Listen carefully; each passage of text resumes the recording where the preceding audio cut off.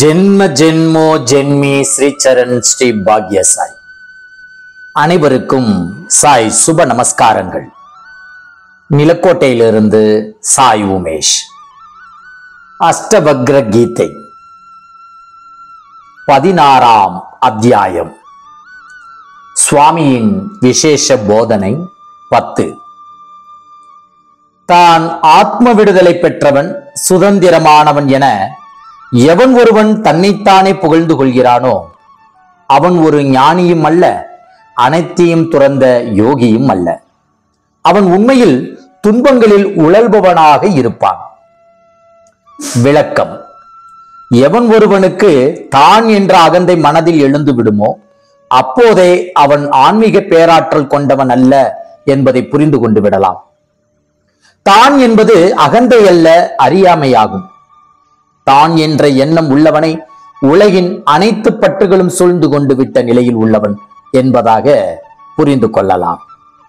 அதனால்தான் தான் ஆத்ம விடுதலை பெற்றவன், சுதந்திரமானவன் என தன்னைத்தானே புகழ்ந்து கொள்பவன் ஞானியும் அல்ல, அனைத்தையும் துறந்த யோகியும் அல்ல என்ற கருத்து உண்மை என்பதாகி விடுகின்றது. அவனது மனதிலும் இதயத்திலும் சூறாவளி போன்ற துன்ப நிலைகள் தொடர்ந்து கொண்டே இருப்பதினால்தான், அவற்றை மூடி மறைத்து கொண்டே இருப்பதினால்தான் சமூகத்தில் ஒரு அந்தஸ்துடன் இருக்க எண்ணி, வெளிப்பார்வைக்கு தான் பேரறிவாளி போல காட்டிக்கொள்ள எண்ணி அப்படியெல்லாம் அவன் கோருவான். ஆனால் அதே சமயத்தில் உண்மையான அறிவாளியோ எந்த விதமான சலனத்தையும் வெளிப்படுத்தாமல் தன்னை பற்றி யார் என்ன நினைத்தாலும் அவை தனக்கல்ல என்ற நிலைப்பாட்டுடன் அமைதியாக இருக்கின்றான். அவனுக்கு தான் யார் என்பது தெரியும், நன்கே புரியும். நிறைகுடம் தழும்பாது என்பது அவனுக்கே பொருந்தும். சுவாமியின் விசேஷ போதனை 11. மாபெரும் தெய்வங்களான சிவன், விஷ்ணு மற்றும் தாமரையில் அமர்ந்துள்ள பிரம்மதேவனே கூட பூமிக்கு வந்து உங்களுக்கு போதனை செய்யும் குருவாக இருக்கலாம். ஆனால் நீங்கள் அனைத்து நினைவுகளையும் உங்களிடம் இருந்து அழித்துக் கொள்ளாதவரை விழிப்புணர்வு நிலையை அடைய முடியாது. இதன் மூலம் தெளிவாக அஷ்டவக்ரர் ஜனகமன்னனுக்கு தெரிவித்தது என்ன என்றால், எவன் ஒருவன் தனது பழைய மற்றும் நிகழ்கால வாழ்க்கை நினைவுகளை எல்லாம் தன்னுள் இருந்து அழித்துக் கொள்ள முடியாமல் உள்ளாரோ அவருக்கு எந்த ஒரு குரு போதனையும் விழிப்புணர்வு நிலையை அடைய உதவி செய்யாது.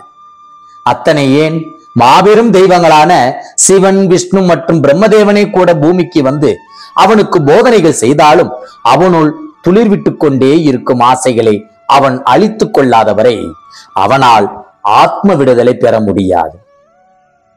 இந்த பகுதியில் உள்ள போதனைகள் அனைத்துமே உண்மையில் ஆத்ம விடுதலை அடைய வேண்டும் என்ற ஆவல் உள்ள சாதகர்களுக்கு பயன்படும் வகையில் கூறப்பட்டு உள்ளது.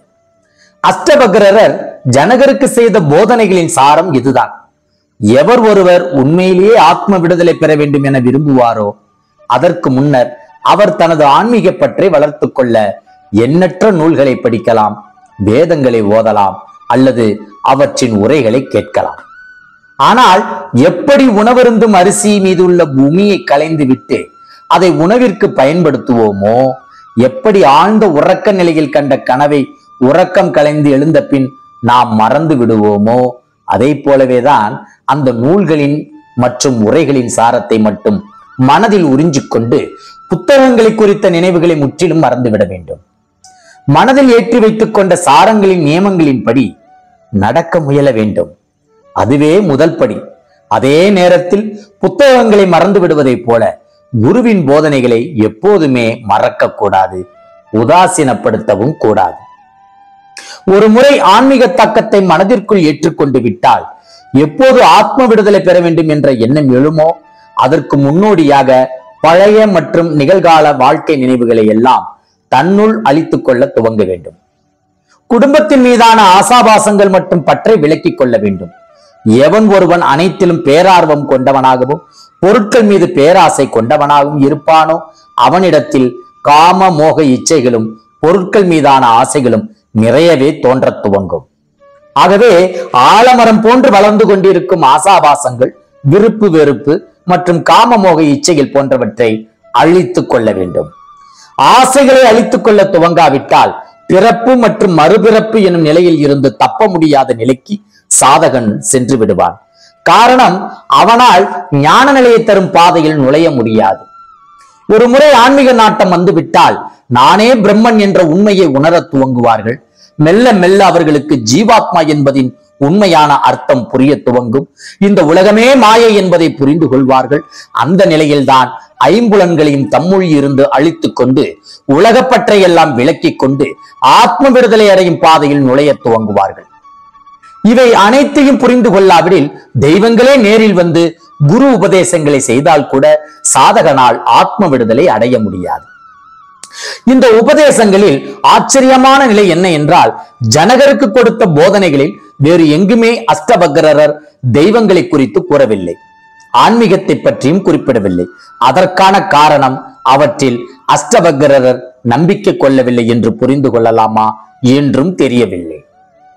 ஜெய் குரு சாய். நற்பவி சாய்ராமா. ஜெய் குரு தேவ தத்தா. 16ஆம் அத்தியாயம் முற்றிற்று.